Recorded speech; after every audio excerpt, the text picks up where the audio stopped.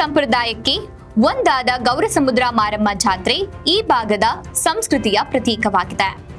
ತಾಲೂಕಿನ ಬಹುದೊಡ್ಡ ಜಾತ್ರೆಗಳಲ್ಲಿ ಒಂದಾದ ಗೌರಸಮುದ್ರ ಮಾರಮ್ಮ ಜಾತ್ರೆಗೆ ಸಲ್ಲುತ್ತದೆ. ಈ ಜಾತ್ರೆಗೆ ವಿಶೇಷವಾದ ಈ ಭಾಗದಲ್ಲಿ ಪ್ರತಿ ವರ್ಷಗಳಿಗೊಮ್ಮೆ ನಡೆಯುವ ಜಾತ್ರೆಗೆ ಕರ್ನಾಟಕದಿಂದ ಆಂಧ್ರಪ್ರದೇಶದವರೆಗೂ ಲಕ್ಷಾಂತರ ಭಕ್ತರನ್ನ ತನ್ನತ್ತ ಸೆಳೆಯುವ ಶಕ್ತಿ ಈ ದೇವಿಗಿದೆ ಎನ್ನುತ್ತಾರೆ.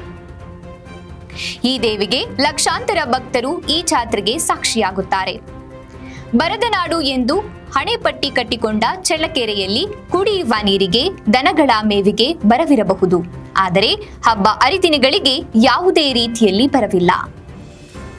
ಮಳೆ ಬರಲಿ ಬಿಡಲಿ, ಬಿತ್ತಿದ ಬೆಳೆ ಕೈಗೆ ಸಿಗಲಿ ಬಿಡಲಿ. ಆದರೆ ಚಿತ್ರದುರ್ಗ ಜಿಲ್ಲೆಯ ಐತಿಹಾಸಿಕ ಜಾತ್ರೆಗಳಲ್ಲಿ, ಬಹುದೊಡ್ಡ ಜಾತ್ರೆಗಳಲ್ಲಿ ಎರಡನೇ ದೊಡ್ಡ ಜಾತ್ರೆ ಎಂಬ ಹೆಗ್ಗಳಿಕೆ ಪಾತ್ರರಾಗಿರುವ ಗೌರಸಮುದ್ರ ಮಾರಿ ಹಬ್ಬಕ್ಕೆ ಸಲ್ಲುತ್ತದೆ. ಭಾದ್ರಪದ ಮಾಸದ ಸೆಪ್ಟೆಂಬರ್ ತಿಂಗಳ ಮೊದಲ ಮಂಗಳವಾರ ನಡೆಯುವ ಮಾರಿ ಹಬ್ಬ ಊರ ತುಂಬೆಲ್ಲ ಸಡಗರ ಸಂಭ್ರಮ. ಚಳ್ಳಕೆರೆ ತಾಲೂಕಿನ ಗೌರಸಮುದ್ರ ಗ್ರಾಮದ ಬಳಿ ಇರುವ ತುಮಲು ಎಂಬಲ್ಲಿ ಮಾರಮ್ಮನ ಸನ್ನಿಧಿ ಇದೆ ಎಂದು ಮತ್ತು ಈ ಸಮಾಧಿ ಬಳಿ ವರ್ಷಕ್ಕೊಮ್ಮೆ ದೊಡ್ಡ ಜಾತ್ರೆ ನಡೆಯುತ್ತದೆ. ಸಮೀಪದ ಪಾಳೆಯಗಾರ ಪಟ್ಟುದಾಳದ ರಾಯದುರ್ಗ ಹಾಗೂ ನಿಡಗಲ್ಲು ಪಾಳೆಗಾರರಿಗೆ ಸಂಬಂಧಿಸಿದಂತೆ ಮಾರಿಯ ಜೀವನದ ಘಟನೆಗಳನ್ನ ಕುರಿತು ನಂಬಲಾರ್ಹವಾದ ಹಾಗೂ ಅದರ ಪೂರ್ವದಂತ ಕಥೆಗಳು ಇವೆ. ಈ ದೇವಿಯನ್ನ ಅನಾದಿ ಕಾಲದಿಂದಲೂ ದುರ್ಗಿ, ಕಾಳಿ, ಮಹೇಶ್ವರಿ ಎಂಬಂತೆಲ್ಲ ಹೆಸರುಗಳಿಂದ ಮತ್ತು ಮಧ್ಯಾಹ್ನ ವೇಳೆ ತನ್ನ ಜಾತ್ರೆಯನ್ನ ಆಚರಿಸುವುದರಿಂದ ಮಧ್ಯಾಹ್ನದ ಮಾರಿ ಎಂಬಂತಲೂ ಕರೆಯುತ್ತಾರೆ. ಮಾರಿ ಮಾನವ ಜನ್ಮದಲ್ಲಿ ಹುಟ್ಟಿ ಸಾಧನೆಯ ಸಿದ್ಧಿ ಪಡೆದು ದೈವತ್ವ ಪಡೆಯುತ್ತಿದ್ದಾಳೆ ಎಂಬುದರಲ್ಲಿ ಸಂಶಯವಿಲ್ಲ ಎಂಬುದು ದೃಢ ನಂಬಿಕೆ. ಗೌರಸಮುದ್ರ ಚಿತ್ರದುರ್ಗ ಜಿಲ್ಲೆಯ ಚಳ್ಳಕೆರೆ ತಾಲೂಕು ಕೇಂದ್ರದಿಂದ ಈಶಾನ್ಯಕ್ಕೆ 30 ಕಿಲೋಮೀಟರ್ ದೂರದಲ್ಲಿದೆ. ಗಡಿ ಹಂಚಿನಲ್ಲಿರುವ 60ರ ದಶಕದಲ್ಲಿ ಮಾರಮ್ಮ ಗುಡಿ ಕೇವಲ ಕವಾಡೆ ಹುಲ್ಲಿನ ಗುಡಿಸಲು ಗುಡಿಯಾಗಿದ್ದು ಈಗ ಊರೊಳಗೆ ಭವ್ಯ ದೇಗುಲವಾಗಿ ಮಾರ್ಪಟ್ಟಿದೆ. ಈಕೆಯ ಪಕ್ಕದಲ್ಲಿ ಮ್ಯಾಸಬೇಡರ ಬೊಮ್ಮಬೇಡರ ಗುಡಿ ಕೂಡ ಇದೆ. ಈ ಗ್ರಾಮವನ್ನ ಹಿಂದೆ ಗೌರಿ ಚಂದ್ರ ಎಂದು ಕರೆಯುತ್ತಿದ್ದರು.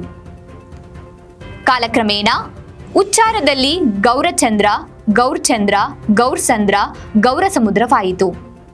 ಆನಂತರ ಇತ್ತೀಚಿನ ಸರ್ಕಾರಿ ದಾಖಲೆಗಳ ಪ್ರಕಾರ ಗೌರಸಮುದ್ರ ಎಂದಿದ್ದರೆ ಇಲ್ಲಿನ ಮಾರಮ್ಮನ ಮೂಲೆ ನೆಲೆ ಗೌರಸಮುದ್ರದ ತುಮಲು ಎಂಬ ವಿಶಾಲವಾದ ಜಾಗದಲ್ಲಿ ಹುತ್ತದ ರೂಪದಲ್ಲಿ ಸ್ವರೂಪದಲ್ಲಿ ಮಾರಮ್ಮನ ಮೆರೆಮೂರ್ತಿ ಗ್ರಾಮದಲ್ಲಿ ಸಾಮಾನ್ಯವಾಗಿ ಮತ್ತು ಚಳ್ಳಕೆರೆಯಲ್ಲಿ ಕಾಗದ ಮತ್ತು ಬಳೆ ತಯಾರಾಗುತ್ತಿತ್ತು. ಈ ಕಾಗದದ ಅಳತೆಗಳು ಗಜ ಎಂದು ಹೆಸರಿತ್ತು.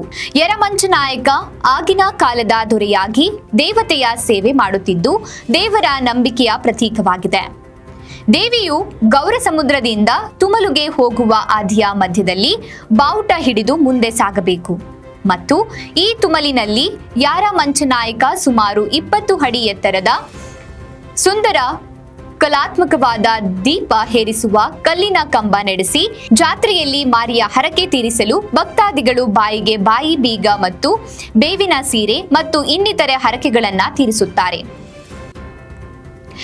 ಒಂದೊತ್ತಿನಿಂದ ಸುಮಾರು 9 ಜನ ಭಕ್ತಾದಿಗಳು ಒಬ್ಬರ ಮೇಲೆ ಒಬ್ಬರು ನಿಂತು ಸಮೃದ್ಧಿಯ ಸಂಕೇತವಾದ ದೀಪವನ್ನ ಹಚ್ಚಿ ದೇವಿಗೆ ಶರಣಾಗುತ್ತಾರೆ ಎಂಬುವುದು ಈ ಭಾಗದ ನಂಬಿಕೆಯಾಗಿದೆ.